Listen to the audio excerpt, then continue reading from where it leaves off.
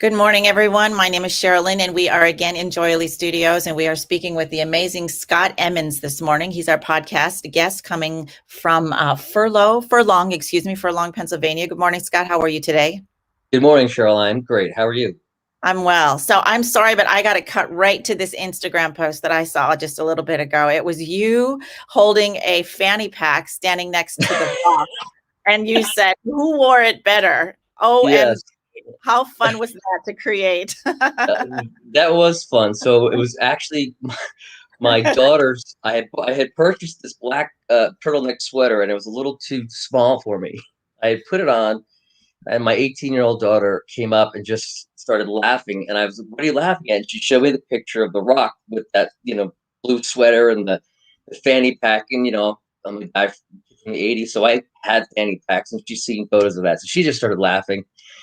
She said, "Dad, let's take this picture." I said, "Oh yeah, that'd be great." And then I saw it and I thought it was so funny. I figured, what the heck? Let's put that on Instagram, and it's gotten a few laughs. That's really great. Well, it made me laugh. And that's what we're all about over here at Joyly Studios is the more that we pay attention to fun little memories with our daughters like that, the more we're raising our vibration and joy. Again, how that impacts who we are and what we're doing and our decisions and our bottom line. So super excited Totally. to talk to you a little bit more today. Why don't you, before we get started, just give a little bit about your background, kind of just like how you got to where you are today with MD Logic and Health.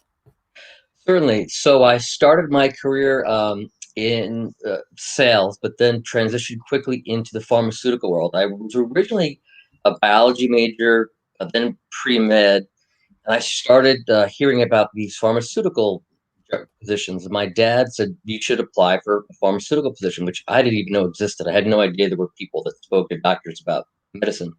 I advanced my career in biotech for 20 plus years, went into marketing, operations, and really got to understand the pharmaceutical industry really, really well. And then became an executive within a number of different pharmaceutical companies. Okay. And one of the things we looked at was what's the engagement level of our employees? What's that current happiness level and satisfaction level in the job? Because it often correlated directly with performance. Then I sold my last company in what's called Ola Region. That was a therapeutics company for wound care, and decided it was time for me to really pursue my passion in life, which is health and wellness, and particularly health and wellness through modalities, diet, and nutrition and supplementation. Awesome. And so then you started a company in 2020 amidst the pandemic. Tell me about that a little bit. Yes, so we started. My co-founder and I started a health and wellness company called MD Logic Health. That was started quite literally February 14th of 2020. So just as the pandemic kind of became a thing, we had launched the company, and that was both good and bad. We learned a lot of different things, and I think the public was really aware of and becoming more and more aware of how important health is to their overall happiness, security, and just in general, like what that means and why they should do that. But there were some challenges launching in the middle of a pandemic. That was an interesting experience. We can discuss more if you'd love. Well, I am curious. I think maybe you could just sort of tell me in general what your biggest challenge is right now. I mean, maybe it's something related to that, or maybe it's different. So go ahead. Our biggest challenge now is prior to the pandemic, our vision was to go to physicians and the healthcare community in general and discuss our products and various different devices, supplements with the physicians and have them educate their patients. We wanted to connect healthcare professionals to their patients slash clients, depending on what that profession was. Well, the pandemic really shut down that ability to get that face to face time. And then a lot of other companies that hadn't been around came kind of pouring into the marketplace. And so the marketplace got really flooded with a lot of noise, some of which wasn't necessarily helpful. And then there was a lot of confusion as to, what should I do? Which company should I go with? And so that was our struggle then. And we are now coming out of that struggle. And I've begun to create a nice network with the functional medicine and integrative coaching community. So let's talk about something we're both passionate about. I think that health and wellness and getting people to pay attention to, you said earlier their levels of happiness. And for me, it's joy. I think happiness and joy are a little bit different. Happiness for me is a little fleeting. People kind of come and go with, hey, I'm not feeling so good. I'm going to buy a car. I feel good. I bought the car. I'm happy. Oh, the car broke. So there's certain levels of happiness that kind of come and go. But joy is something very sustainable, and we have access to it all the time. How would you say corporations that you're working with right now are measuring that? Is there a metric for that? I think everyone is trying to. First of all, I think that's a great distinction between happiness and joy. I never really thought about it that way, but I do agree that happiness is sort of that instant sort of gratification versus joy, which is a little, sort of a lifestyle choice of just being happy in the moment all the time, or joyful is a better way to say that. But in terms of corporations measuring, I think there are lots of people trying to do that, but I don't know that they really get to the root of whether or not their folks are happy. And I also know both firsthand from being an executive measuring it and then being an employee doing them being measured, there's a certain hesitancy to be completely truthful with how your current state of joy with the company or the job or the position. And I just think that's naturally inherent in people that they don't want to like be too negative to their company or that be perceived as being negative. And then on the company side, I think even when they intend all to truly want to understand that, when they start to hear it and get the feedback, it can be painful. Like, wow, I thought we were doing a good job as a leader. You're like, wow, I really thought we were doing a great job. And so you may tend to react in not the best way. So I don't think there's really a great way to measure it, but we're looking to help corporations do just that. What a phenomenal idea. I think also that corporations, at least all the CEOs that I'm talking to, are really open to the conversation. And I think that the honesty and the clarification coming from their teams really is about developing that trust and having the tools. So it's going to be a kind of an ever going ebb and flow, if you will, to get to the information and to really see progress. If you were to have all the resources and finances and everything was going, clean and easy for you, what would be the thing that you would wish you could address when it comes to your work? My company specifically, or things to address in the community we're trying to serve. Yes, both. Community, both. Okay. So in the company, what I would like to be able to do is have the money to get all of our products that we have in the pipeline out immediately, as well as some of the devices we have to help measure the success of those products and for people to be able to measure their joy, happiness, cognitive abilities, to be at their peak performance. So that's what I would like to do is get all of that done right now. What But is, you have to make choices. I'm sorry. I'm sorry, what does that mean for you? Like what's the drive? What's the passion there for that? Why are you doing what you're doing basically?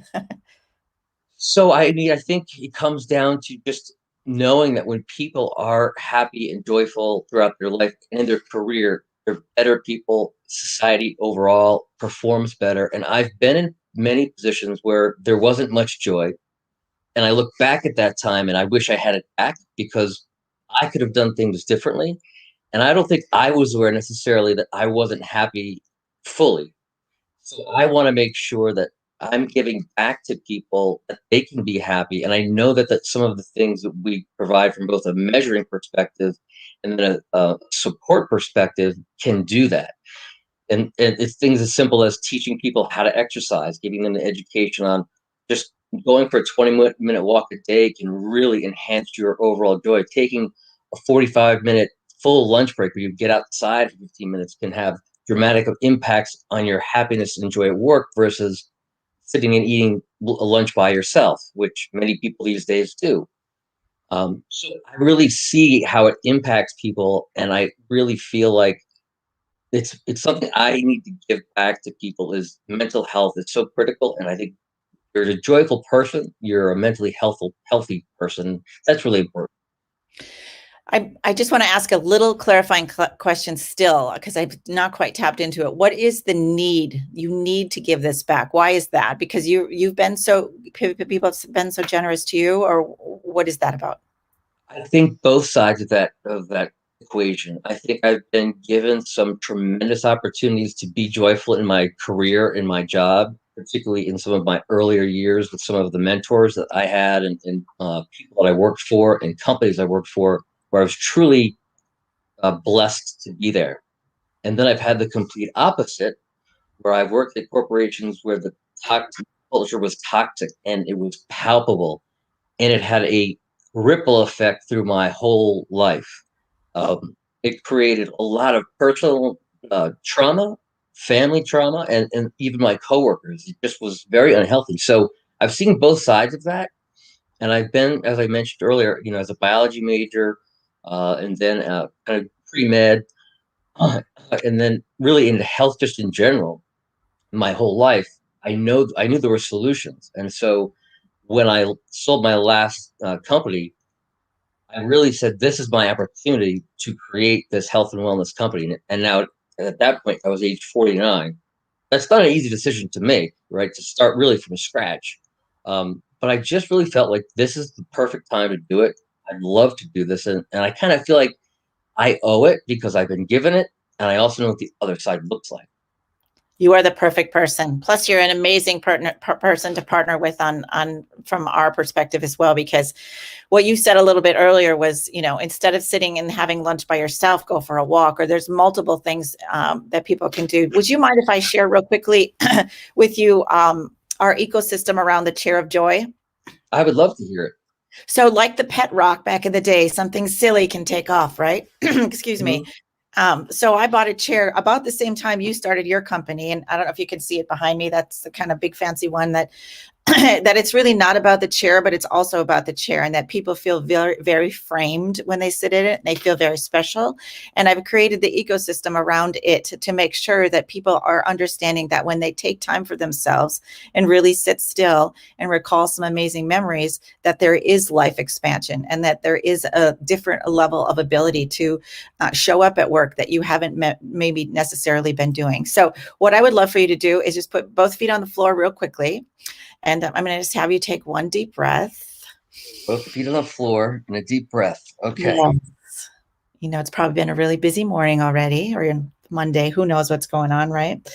And one more deep breath. This time, when you take a deep breath in, I want you to hold it for 4. I want you to tap into one of your most joyful moments or memories of wherever you were, whatever age. And I know it's probably hard to find one, but if you can land on just one, and then if you could share it, I'd love to hear it. Wow. Yeah, so that's an interesting exercise. Wow, it took me right there very quickly. And it is funny how, even though I'm very aware that breathing is so important, just those two breaths really relaxed me. That was great.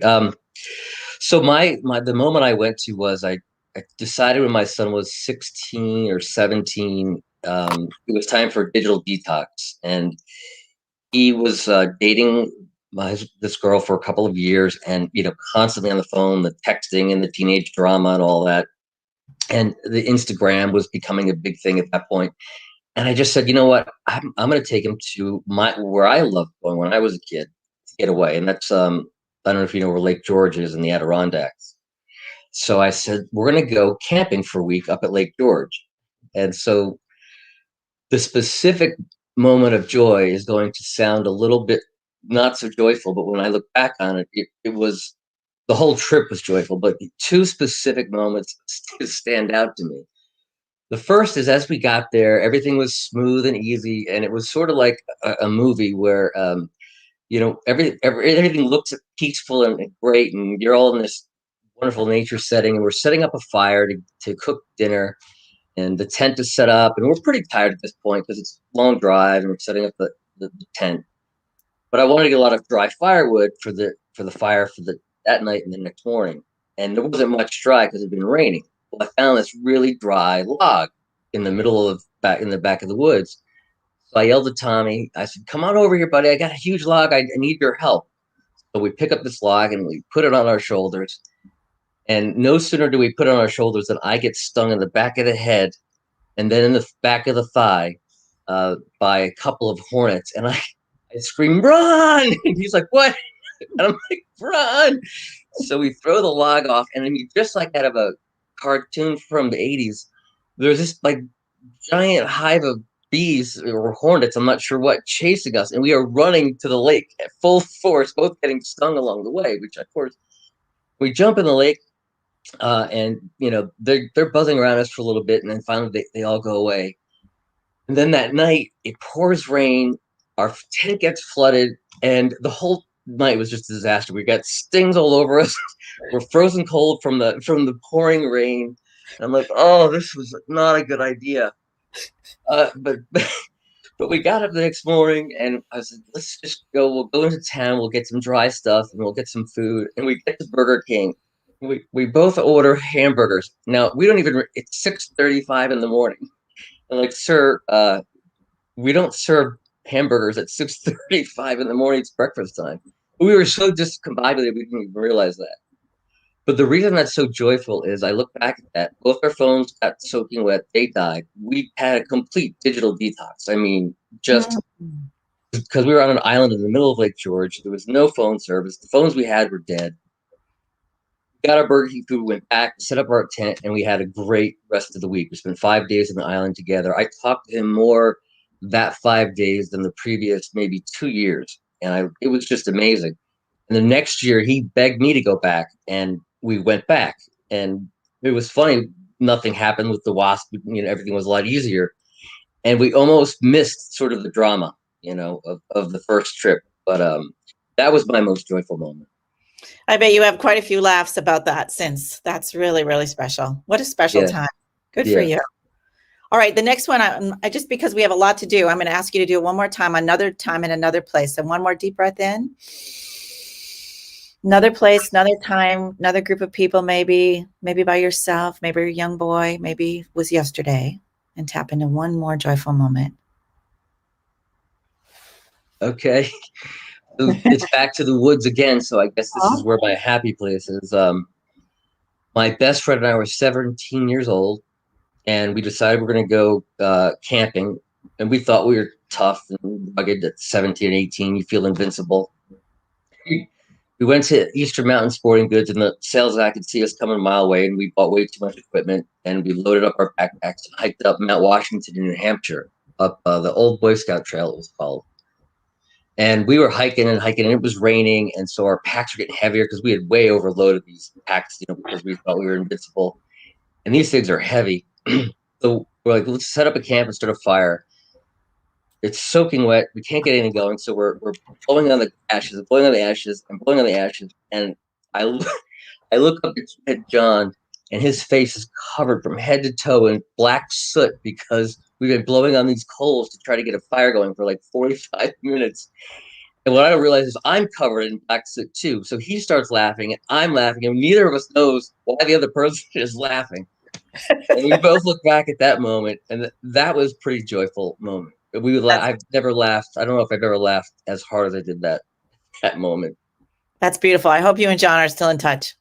We're still best friends to this day. Isn't that amazing? All right, here's the work in that. So what happened was you thought of Tommy and John, both camping experiences, which I thought was really fun too. If you could connect those two moments with one word, what would that be? If you could connect the two with just one word, the essence of the two, if you could just throw it down. I think love. Love. Great. Can you kind of understand why I'm asking that? Do you mind if I share with the audience why I asked that specifically? I would love to get your perspective on the yes.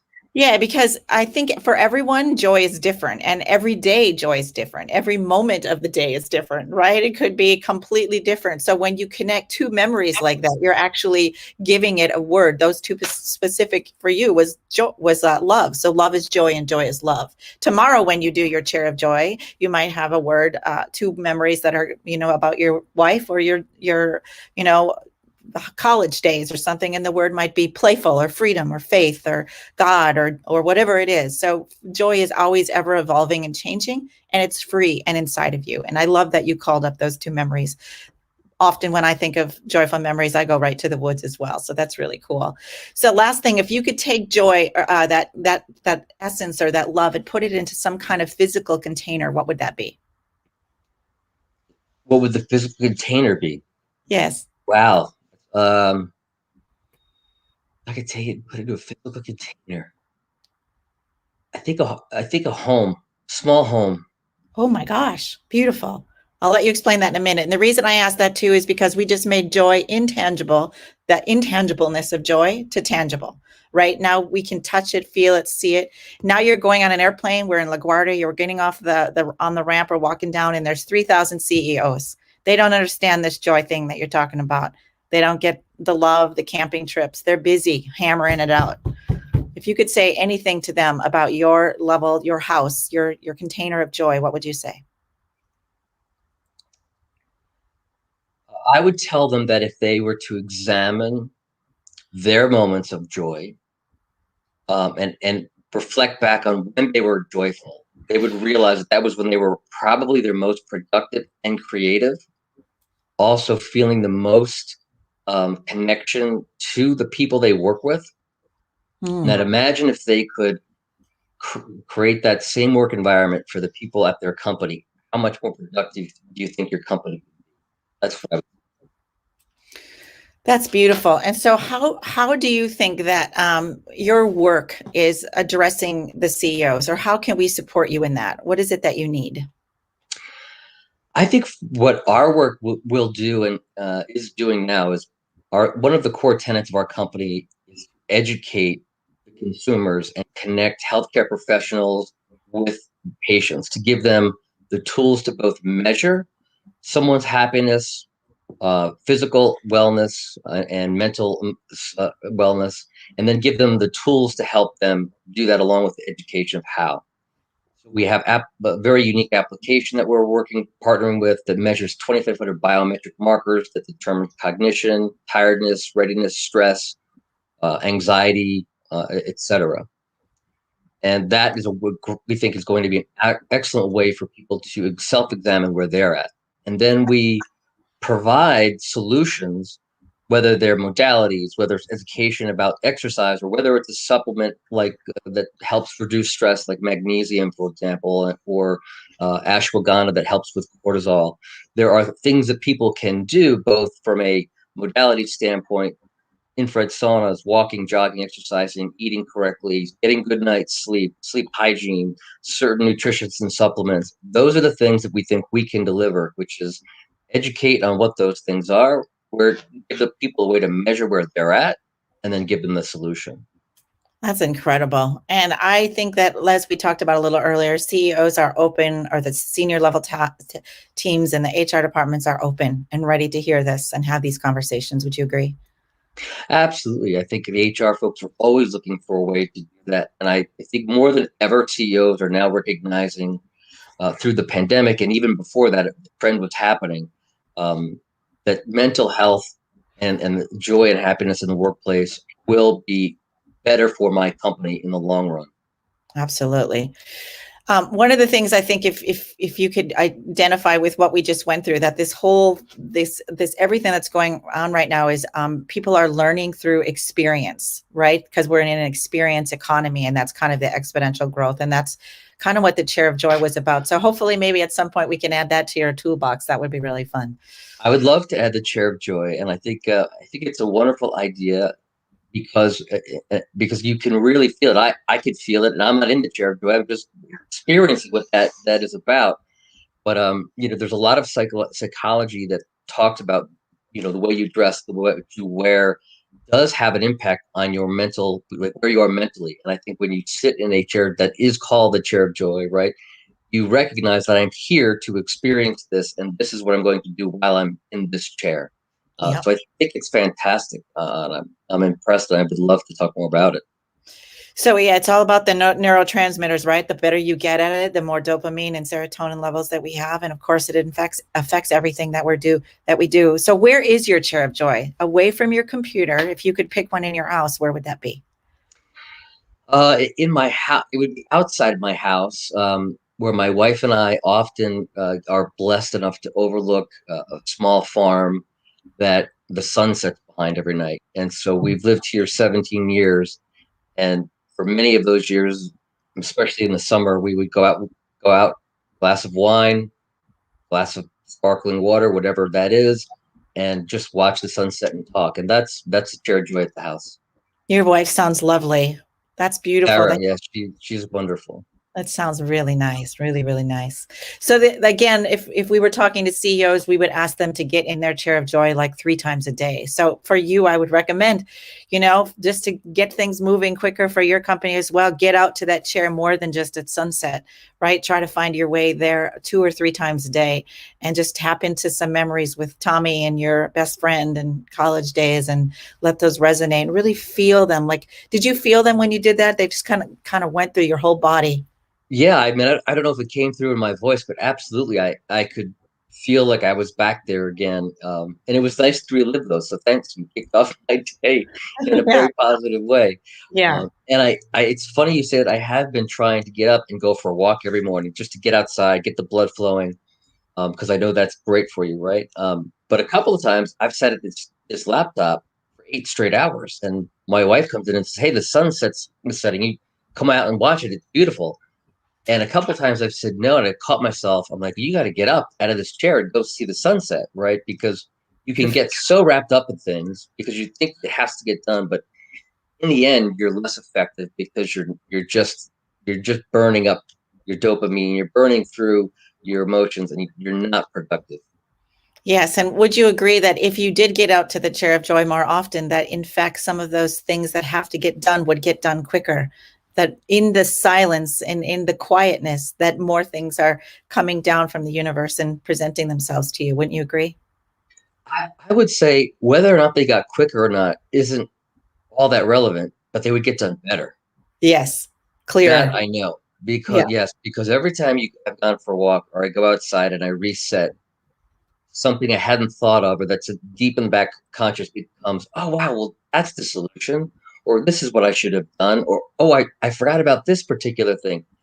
But I definitely think those moments of silence and joy allow your brain to solve the problems on a subconscious level versus you just trying to think through it so hard you just can't get there.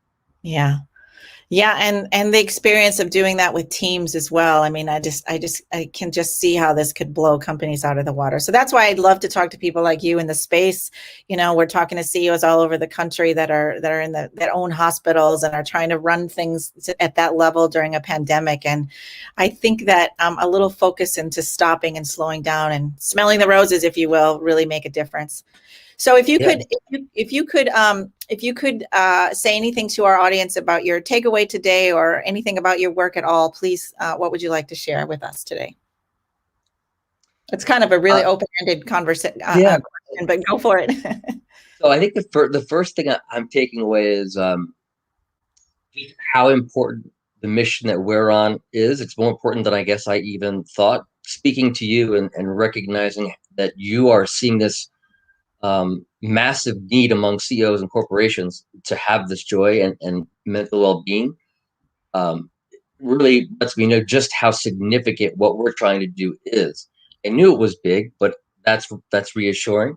The other is, even though I'm in this space, even I have to be reminded that, hey, you got to sit down in the chair of joy sometimes more often than you probably are already, and take good care of yourself too. Um, and self care is not selfish, right? You need to do that to be there for others. So I think those are the two big takeaways. Is I'm surprised at how effective it was for me to have those moments of joy. I'm surprised and glad that I was able to have those, and I recognize, boy, I need to do that more often. Boy, this is really important. Beautiful. Well, wow. Thank you for sharing that. What my takeaway was the idea of collaboration. I think and mentorship collaboration, really, right? Because I've learned from you. I mean, just your whole line of products and ideas and devices is just mind blowing. I mean, the tools and the resources that you have to offer CEOs is something that I need to put in my toolbox as well, right? When I'm talking to people. So I think that so many of us are kind of on the same playing field, but we do things better together. So I hope at some point we can have another conversation and continue this good work. I absolutely, I think we can absolutely combine some of our tools to help people have more joy. That would be tremendous. Well, my ask for you, sir, is I'm going to send you the format for the Chair of Joy experience and try to get you and your wife out there, a few times a day. I think that'll be phenomenal for everybody. That sounds wonderful. I will try to do that. All right, we'll stay on just a little bit, but everybody, thank you very much for being here with us today with Scott Emmons in Furlong, Pennsylvania, excuse me, and continue your good work with MD Health Logic and your partners. And I am sure we'll see you on the road. All right. Thank you so much. You take care. Bye-bye.